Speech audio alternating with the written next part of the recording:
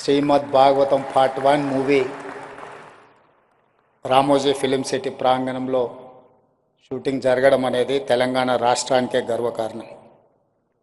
ఆనాడు రామోజీరావు గారు మేమందరం ఇక్కడ వేదిక మీద ఉన్న వాళ్ళు నాకు తెలిసి నేనైతే యూనివర్సల్ స్టూడియోస్ చూడలేదు, కానీ Ramoji studios it is unique studio in the country. Whoever wants to make a movie that may be historic, that may be socio-fantasy, any movie if they wanted to shoot, this is the place.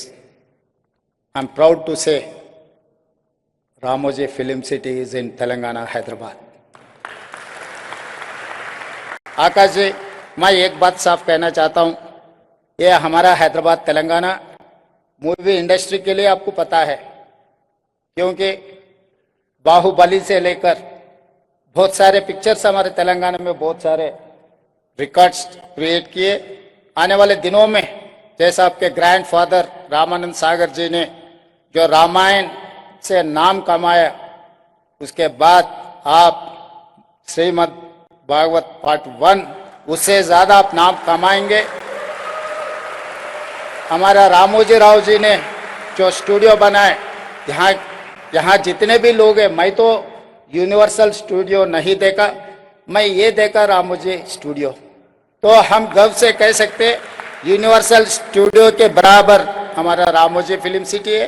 आने वाले दिनों में टॉलीवुड बॉलीवुड से हटके Hollywood भी यहाँ पर picture shooting होने वाले.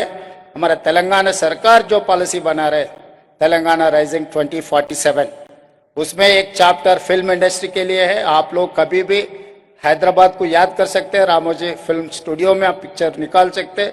वर्ल्ड रिकॉर्ड जो भी बनाना है, यहाँ जगह है. यहाँ तेलंगाना से आप जितना आकाश तक पहुँचना है, ये रामोजी फिल्म सिटी एक मंच बनेगा.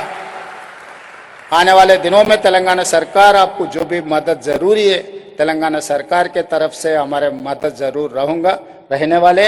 मेरे तरफ से भी आपको शुभकामना बोलना चाहता हूं. धन्यवाद मित्र.